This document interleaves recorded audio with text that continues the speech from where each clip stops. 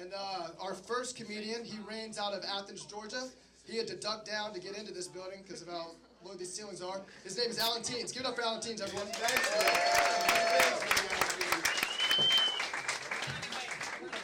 What's happening, Newnan, Georgia? How you guys doing?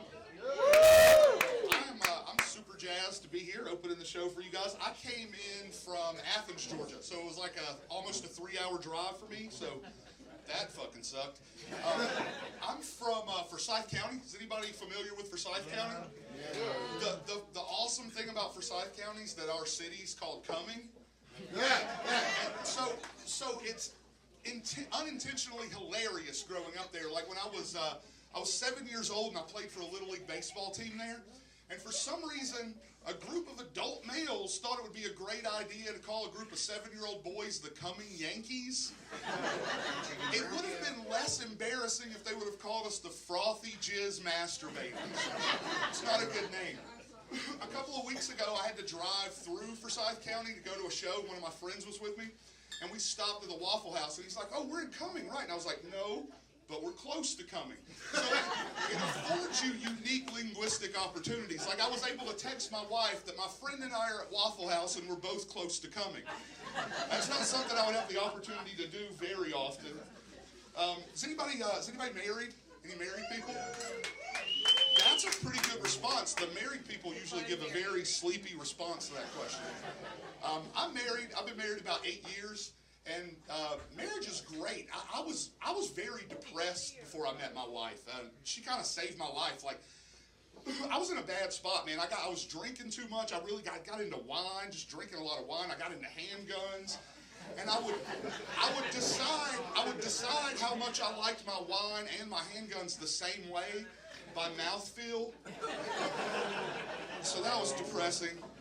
But my wife is fantastic. I love being married. It's fascinating because you choose this person, you marry them, and then over the rest of your life, you just constantly learn fascinating little shit about them.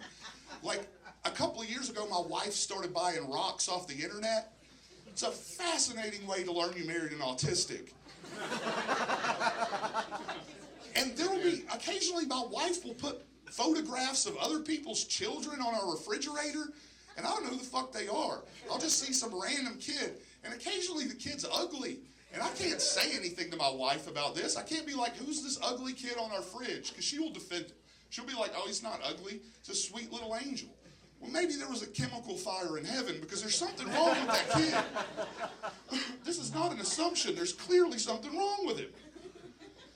My wife also gets worried about weird things at weird times. Like we were going to go into the bedroom and have marital relations the other night after we'd had a great date night, hanging out. We went out to a restaurant, sitting on the couch, watching a movie, drinking some wine. And we're about to go into the bedroom, and my wife says to me, "I've got wine breath. Is that going to be okay?" I'm like, "We're like 10 minutes away from you having dick breath. I don't think wine breath is anything for you to be concerned about." Like, my whole face is about to be covered in vagina. I'm not going to be like, "Should I run floss real quick?" I'm going to assume everything's good and proceed. Like I said, though, me and my wife, we have a really good relationship. We don't leave the house much, if you guys know what I'm talking about. Like, we both really like TV, watch a lot of it. And I made a lot of questionable dating decisions before I met my wife. And I've spent years kind of trying to figure out what was this type of woman that I was always attracted to. And age and wisdom have led me to the answer. They were above ground pools. What I mean by that is, when you first get one, you get very excited. You call all your friends and tell them that you got one. You're very studious at first. You make sure it has all the chemicals it needs every day to stay balanced. But you realize pretty shortly that it's driving your insurance rates up, and it's driving your property values down. And if you don't use a filter with it, you're probably going to get an infection. And then shortly after that, you realize that every time you left the house, a couple of your neighbors have been swimming in your pool. And now there's a little pool on the way. But you know the new pool's not yours. because the water's black. And even after you get rid of it, you can't stop thinking about it all the time because it leaves a big brown ring in your yard. It's not a good situation. My autistic wife and I, we have a dog that is clinically insane. My dog is clinically insane. He has his own trazodone prescription and his own Valium prescription. So I don't know if you guys are aware of this, but in the 1950s, they referred to Valium as mother's little helper. My dog is basically a 1950s housewife. The big difference being he doesn't get beat as much as a 1950s housewife. But to be fair to my dog, he doesn't burn the fucking meatloaf. Get your shit together, Grandma. When we medicate our dog, he does not take medicine well, so we have to put it in peanut butter and then just sort of slam it into his mouth and hold his mouth shut until he swallows it.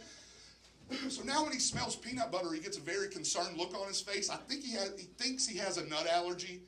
So every time we come near him, he gets very concerned looking, and I feel like I've given my dog a weird fucking kind of Munchausen syndrome. I'm not happy about it. I've been intermittently a large dude all my life, been a fat guy. I got called fat a lot when I was a kid, off and on. There was one guy when I was a kid that, please, sir. He's fat too.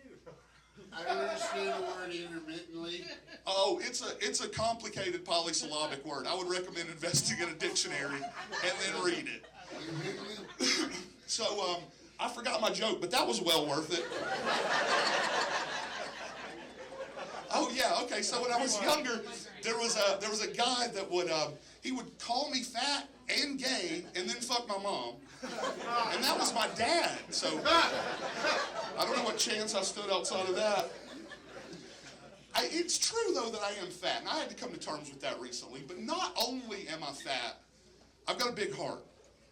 I mean that medically, like my doctor says we've got to keep an eye on it. He uses the word enlarged. Enlarged, sir. Are you with me? Too many syllables. Can't follow. I don't really understand why I'm overweight. I don't really overeat. I don't go in for sweets that much. All I can figure is my entire life, people have been lying to me about the calorie content of pussy. And I've just been out here eating pussy, right? Like I'm out in these streets eating cat like a Haitian immigrant. And it turns out that HPV is not the only concern. I feel like if you ever looked at the nutritional label on pussy, it would be like one of those TikTok crumble cookie reviews. Just 2,000 calories in one pussy? You mean I gotta have 9 McDonald's double cheeseburgers or one pussy? I gotta cut back. I'm giving up pussy for Lent. Do you guys like that store, Buc-ee's? I don't like Buc-ee's. I think Buc-ee's is the reason there's calories in pussy. I had some pussy after a brisket sandwich and half a bag of beaver nuggets, and now I'm pre-diabetic. I blame the beaver nuggets. Have you guys heard about the Tesla dealerships getting vandalized? Yep. That's crazy. I actually drove past one of those the other day, and it was wild because, like, here's this big-ass Tesla dealership, and right by the front door is a huge swastika. And right underneath that was where they vandalized it. Did you guys? That one takes a second. It's got to settle in. Working on it.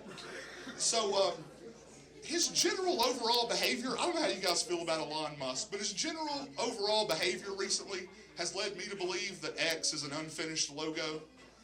Just marinate on that one for a moment.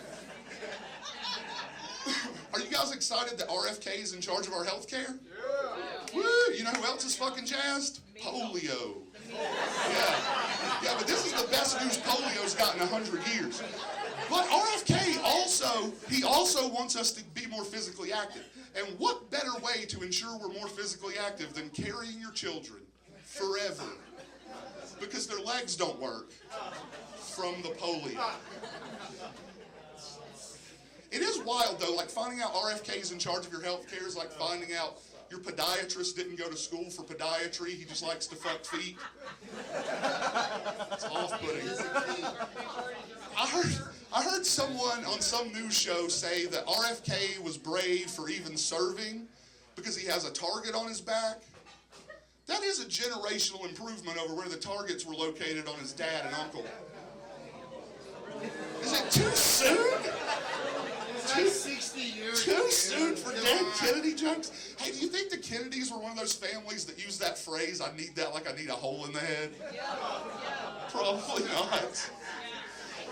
So, have you guys heard that Trump is putting Bibles back in schools? Yeah. You know who else is jazzed about that? Oklahoma. Oklahoma got so excited they immediately invested like $6 million to put Bibles back in all their schools. Oklahoma's ranked 49th in literacy. So they just bought a bunch of Bibles. Those dumbass kids can't even read. All right, you guys, I'm Alan Teams. Thank y'all very much.